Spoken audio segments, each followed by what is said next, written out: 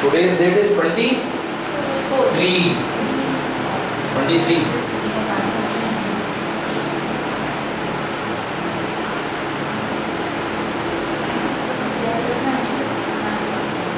April 16. 8.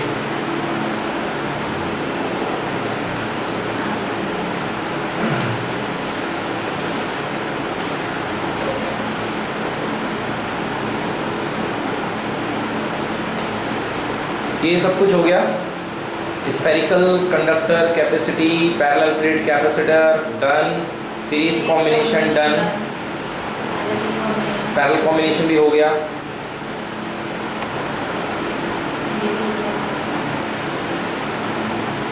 Energy density, energy per unit volume, polar molecule, non polar molecule का theory, polarization vector, capacitance, ये भी हो गया। Okay next, dielectric constant K equal to C upon epsilon naught, ये भी हो गया। अब एक टेबल बहुत जरूरी है, वो जानना हमारे लिए। देखिए ये टेबल में आपको कंपैरिजन बताया गया है कि with battery disconnected, with battery connected के साथ क्या वेरिएशन होते हैं, इसमें आपको ये बताया गया है।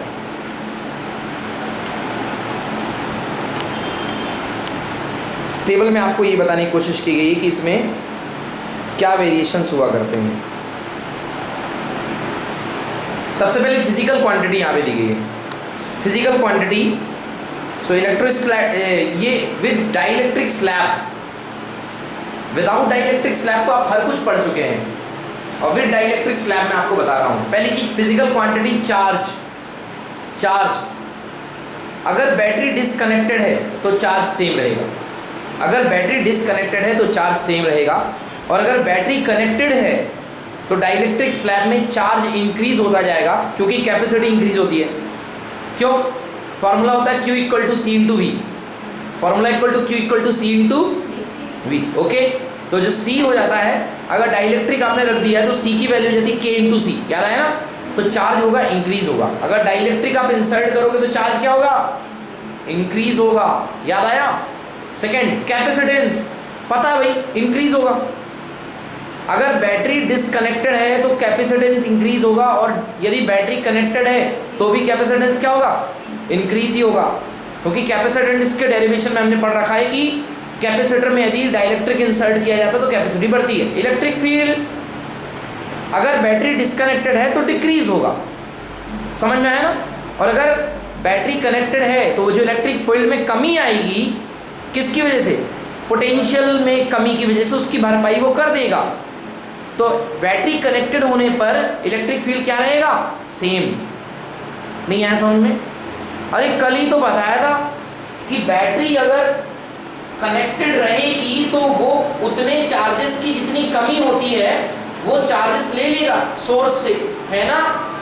तो पोटेंशियल वही हो जाएगा जितना रिक्वायर्ड था, इसलिए चेंज नहीं होगा। ये देखो, इस लाइन को बल्कि ऊपर लिखता तो ज्यादा बढ़िया रहता।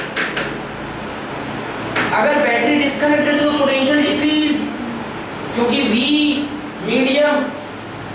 Medium equals to V air upon K। Electric field in the medium is equal to E air upon K। Force in the medium is equals to force air upon K। But capacity in the medium is equal to K into capacity in the air. ये बड़े derivation. तो देखो भाई, electric field आप अनप्रेजेंस की देखो, presence में तो भरपाई हो जाती है, बैकअप दे देता है। ओके, तो remains the same. Potential difference, अगर बैटरी कनेक्टेड नहीं है तो डिक्रीज, कनेक्टेड है तो सेम कर देगा, चार्ज दे देगा। Energy stored remains the same, increases, वही 1/2CV। तो कैपेसिटी बढ़ जाती है तो एनर्जी क्या हो जाएगी? बढ़ जाएगी। आया समझ में? कोई दिक्कत?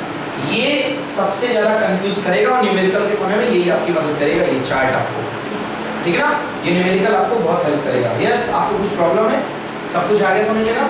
ये न्यूमेरिकल के टाइम में आपकी हेल्प करेगा। आप सब कुछ बेटर पढ़ चुके हो इसको, बस मैंने यहाँ पे क्लासिफाइड वे में इसको लिख दिया है, ठीक है ना? मैंने इसको क्लासिफाइड वे में लिख दिया। चलिए, तो ये हो गया कंप्लीट। नेक्स्ट देखते हैं।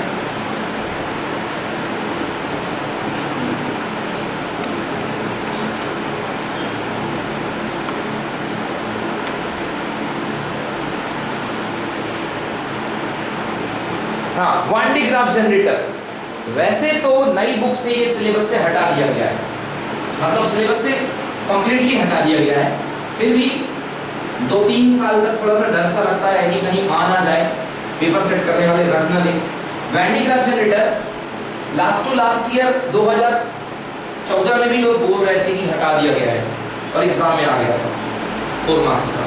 तो मैं तो पढ़ा देता हूँ और बहुत इजी भी है, तो पढ़ने में मज़ा भी आएगा। देखिए वान डी ग्राफ जनरेटर सबसे पहले है क्या। जो वान डी ग्राफ जनरेटर है, इसका इंग्लिश में नाम वैन डे ग्राफ जनरेटर, ये हाई पोटेंशियल जनरेट करने की डिवाइस है। बहुत ज़्यादा पोटेंशियल 50,000 किलो वोल्ट अगर आपको डेवलप करना है, या थोड़ा सी कम की बात करें तो 50,000 वोल्ट आपको यदि डेवलप करना है, तो मालूम किससे जनरेट होगा? वान डी ग्राफ जनरेटर से। ये डोम लगा हुआ ऊपर लाल कलर का खतरे की घंटी, ये डोम लगा हुआ है। इस डोम पे आप लगातार चार्ज एक्यूमुलेट करते जाओ, लगातार खिलाते जाओ, इस पे चार्ज खिलाते जाओ, क्योंकि ये बहुत बड़ा होता है और ये चार्ज खाता जाएगा। और जब ये चार्ज खाएगा तो इसका पोटेंशियल लगातार क्या होगा? बढ़ेगा, क्योंकि हमने पढ़ रखा है V is directly proportional to Q। तो डायरेक्टली प्रोपोर्शनल के कारण इसका पोटेंशियल लगातार बढ़ते जाएगा। आइए देखते हैं वान डी ग्राफ जनरेटर में क्या क्या है। तो सबसे पहले ये इसका नाम हो गया, ये इंसुलेटिंग स्टैंड है, इंसुलेटिंग स्टैंड IS। इंसुलेटिंग मतलब ये जो है कंडक्शन नहीं होगा इसमें, क्योंकि इतनी खतरनाक चीज इसके ऊपर रखी हुई है। ये डोम, ये है इसका मेटेलिक स्फीयर, ये इसका मेटेलिक स्फीयर है।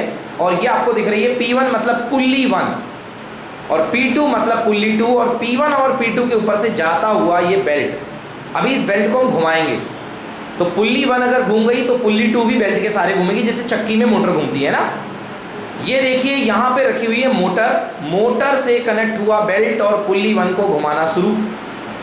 अब ये हाई वोल्टेज से कनेक्ट हुई एक battery HVR, okay, high voltage से कनेक्ट हुई बैटरी, जिसका नेगेटिव टर्मिनल तो कर दिया गया है ग्राउंड और पॉजिटिव टर्मिनल दे दिया गया है एक कॉम्ब C1 पे। C1 का नाम है स्प्रे कॉम्ब। क्या नाम है? क्योंकि ये स्प्रे करेगी, क्योंकि ये पॉजिटिव चार्ज से कनेक्टेड है। तो मेरे को बताइए C1 के ऊपर कौन सा चार्ज आएगा, प्लस की माइनस? प्लस ही आएगा। अरे बेटा पॉजिटिव से कनेक्टेड है ना, तो प्लस से आएगा। तो ये देखिए, और दूसरी कॉम्ब है C2, वो ऊपर लगी हुई है। वो क्यों लगी हुई ऊपर? क्योंकि वो कुछ ना कुछ वो भी लेगी, उसका नाम है कलेक्टिंग कॉम्ब। तो 2 कॉम्ब यहाँ पर लगा दी, और ये एक अपने पास ट्यूब रहती है, इसका नाम मैं आपको बताऊंगा, ठीक है ना। नीचे टारगेट है और ऊपर कुछ पार्टिकल है ना। ये मतलब ये इसका एप्लीकेशन पार्ट है। अगर आप इसको ना भी बनाओ तो चलेगा। ये जो D से लेकर के T लगी हुई है, ये इसका एप्लीकेशन पार्ट है। मतलब आपने ये वान डी ग्राफ जनरेटर बनाया, उसका इस्तेमाल क्या है। तो कुछ ये समझ लो कि ऊपर वो बहुत सारी गोलियां रखी हुई हैं, अब उन गोलियों को आपको टारगेट पे हिट करना है, समझ गया ना। तो इलेक्ट्रॉन की एनर्जी क्या होती है? 1/2 QV, ऐसी होती है ना, कल बताया था मैंने। 1/2 Q × V, नहीं 1/2 CV², और यदि हाँ ठीक करेक्ट 1/2 QV होती है, क्योंकि C = Q/V, तो V से V कैंसिल, 1/2 QV। तो एक तरीके से वैसे भी आप लोग जानते हो कि वर्क डन इक्वल टू होता है चार्ज इनटू पोटेंशियल। कैसे जानते हो? भाई पढ़ा है हमने, V = W/Q।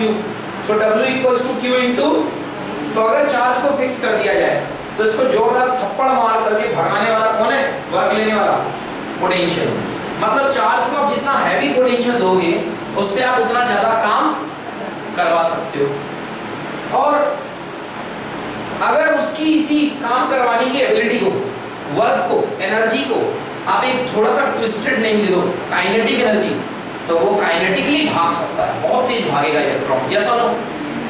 और इसके बहुत तेज भागने से आपका फायदा होगा, उसको जहां चाहो वहां भगा सकते हो, और किसी भी चीज को डिसइंटीग्रेट कर सकते हो, तोड़ फोड़ सकते हो, तहस नहस कर सकते हो। आपने एक चार्ज ले लिया और उसको दे मारा बहुत हैवी वाले कोई शीट पर, समझ गया ना। चलिए देखते हैं। तो ये वैक्यूम ट्यूब के अंदर ये टारगेट है, और ये कुछ ओरिजिनल है जहां से आपको भेजना है। ये मैंने ग्राउंड कर दिया जिससे आकर के यहाँ अटैक कर सके। ये ग्राउंड रहेगा तो इसकी तरफ लालच में जाएगा। चलिए, ये है S, large copper sphere, copper का बहुत बड़ा डोम एस। दूसरा C1 C2 combs with spray point, P1 P2 pulley to run the belt, HVR high voltage rectifier battery, M मतलब मोटर, IS मतलब इंसुलेटिंग स्टैंड, D मतलब gas discharge tube और T मतलब target. आया समझ में बच्चों? इतने तक कोई प्रॉब्लम आपको अच्छे से आ रहा ना समझ में? चलिए आप देखते हैं ये काम कैसे करता है। ये देखिए इसने किया काम करना शुरू। यहाँ पर कॉम ने इस पर चार्ज छिड़कना शुरू किया, चार्ज छिड़कना शुरू किया, बेल्ट ने घूमना शुरू किया। ये जो चार्ज था मैंने आपको पढ़ाया था, शार्प एंड पे चार्ज बहुत ज़्यादा हो जाता है, कोने पर चार्ज ज़्यादा हो जाता है ना, और वहाँ से बेल्ट भाग रहा है तो बेल्ट पे ये चार्ज लोड हो जाएगा, चार्ज विंड के फॉर्म में लोड हो जाएगा। यहाँ C1 से चार्ज लोड हो गया और वो चार्ज जाता है ऊपर और ठीक अपोजिट चार्ज क्रिएट होता है इंडक्शन के कारण, नेगेटिव। क्लियर? अब वो नेगेटिव चार्ज जितना इंडक्शन होता है, क्योंकि नेगेटिव कॉम डायरेक्टली कांटेक्ट में है तो वहां पे होगा कंडक्शन। नेगेटिव जो बैटरी है ये आपके पास C2, ये इसके डायरेक्टली कांटेक्ट में है तो यहां से यहां तक होगा कंडक्शन और यहां का नेगेटिव पूरा इधर चला जाएगा। ये जो नेगेटिव आपको दिख रहा है ये पूरा चला गया और अंदर की प्लेट पर पूरा का पूरा डेवलप हो गया। इस नेगेटिव के कारण बाहर की प्लेट पे क्या हो गया? प्लस। आया समझ में बच्चों? तो इस प्लस को आप जितना ज़्यादा इंक्रीज करते जाओगे, ये मोटर जब तक चलती जाएगी वो प्लस बढ़ता जा रहा है।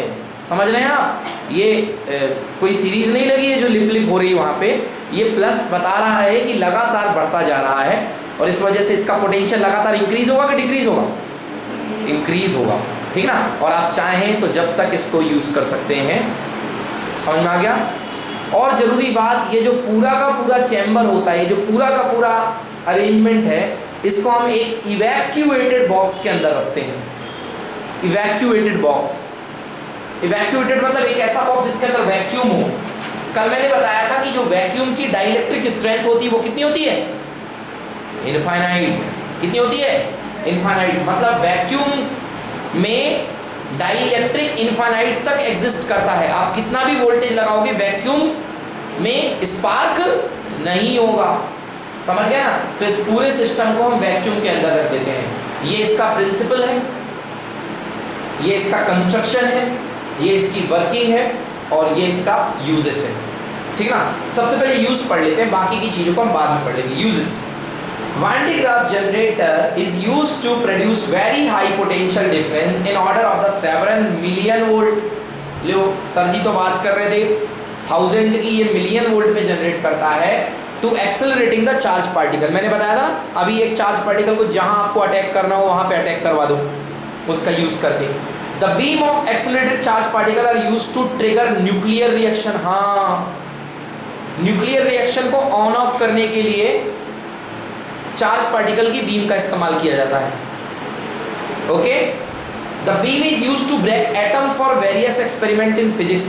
किसी एटम को आपको ध्वस्त करना है, डिसइंटीग्रेट करना है, तो आपको जो उस पर अटैक करवाना पड़ेगा वो चार्ज पार्टिकल बहुत तेज होना चाहिए, है ना?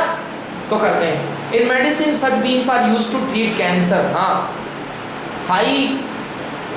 हाई इंटेंसिटी की नहीं, हाई एनर्जी की बीम का यूज कैंसर को ट्रीट करने के लिए किया जाता है। Okay, it is use to research purpose. ये रिसर्च पर्पज में भी आजकल यूज किया जाता है। आगे समझ में बच्चों? चलिए तो देखते हैं इसकी कंस्ट्रक्शन क्या है। सबसे पहले नहीं, principal.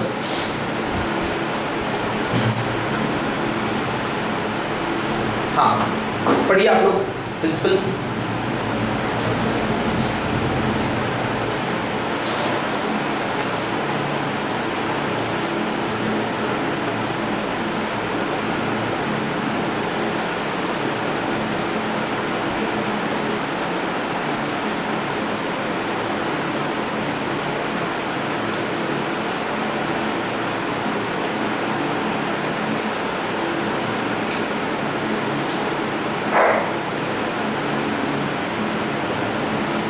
Consider two charge conducting spherical shells such that one is smaller and the other is larger.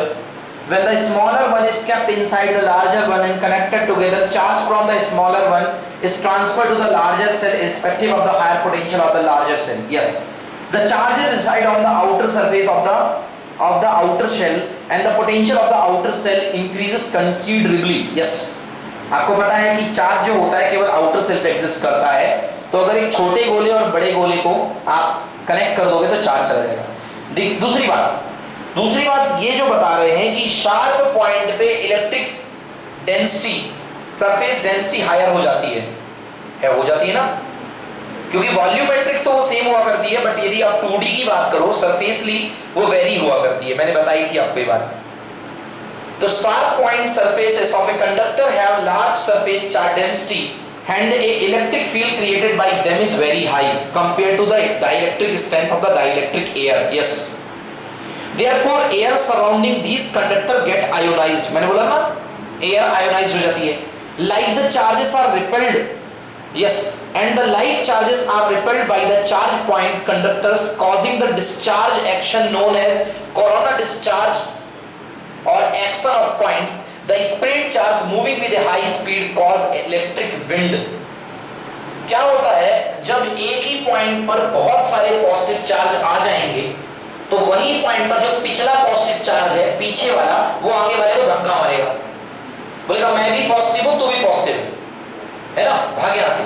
तो वो आगे वाला जो है वो कहां जाएगा, हवा में।